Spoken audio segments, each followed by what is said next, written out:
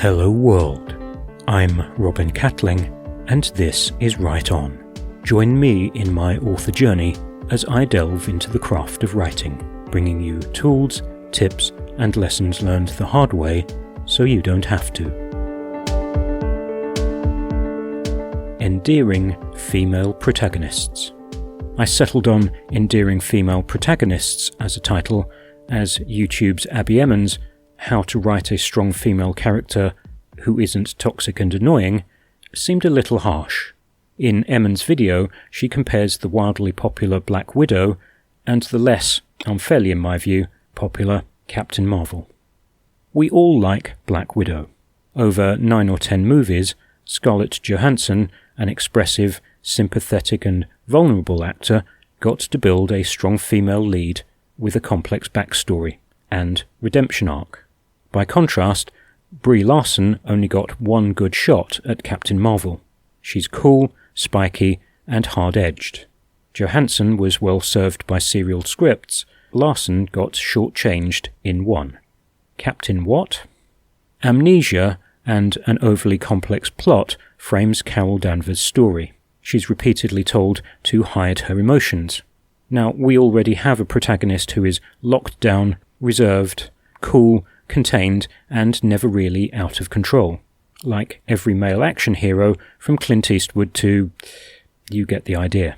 Yes, she's hacked off with the Kree Space Corps, so was I, within the first 3 minutes of a very long prologue. Danvers does not wear her heart on her sleeve, just like a normal person then. The character is super powerful and does stomp through much of the movie like a very male action hero. She's Jason Bourne with photon blasts, but there's very little we can warm to until the third act. We do see her internal conflict in flashbacks, all of her this girl can't moments of failure since childhood. In addition, she's constantly berated by toxic and mostly male authority figures. Her internal conflict is constantly fighting her failures and a sense of unworthiness. She fears failure. Her goal is regaining her identity and earning her place on merit, breaking that glass ceiling.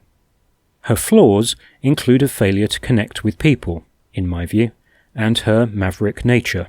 Doesn't play well with others underscores her report card. Her constant pulling away from people doesn't express vulnerability.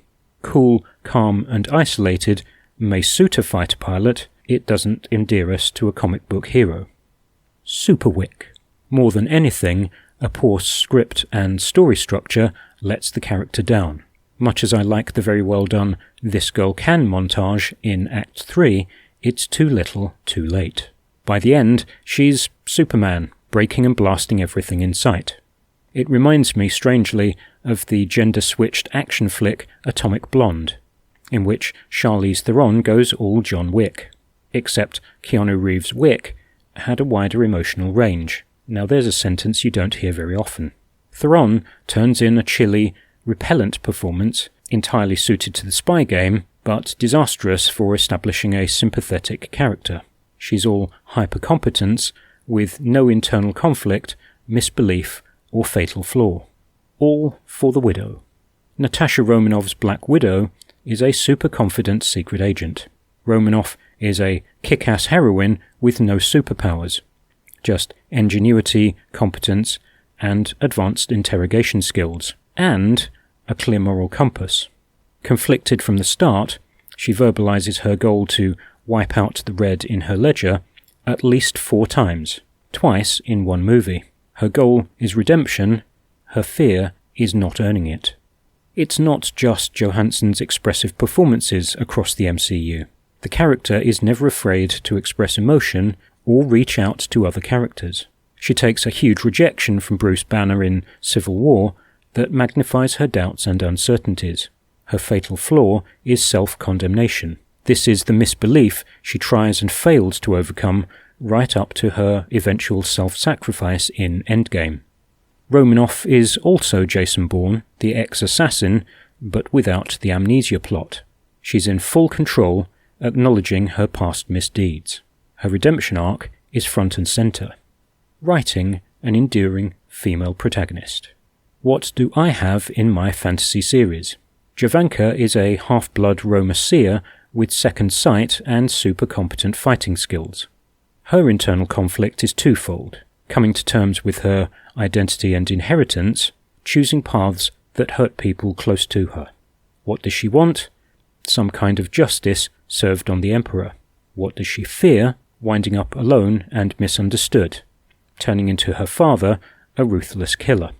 In fiction, it's easier to explain all this through the character's internal monologue than it is on screen by showing or telling externally through the character's dialogue and actions. On the minus, the character mustn't be a Mary Sue paragon of virtue or a whiny little wimp. She can't be submissive to male demands, nor can she be the Terminator in a corset, or Rambo with a hair ribbon. In a fantasy world where life is cheap, she has to stand up, fight the good fight, but not lose touch with her humanity. My character is shaped by trauma and abuse, but it mustn't define her. She keeps making mistakes and bad decisions, but we need to keep rooting for her. In the end, it's the reader who builds a representation of the character in their head. Unlike with Johansson and Larson, this bit of casting is unique to each reader. All the writer can do is lay out the clues.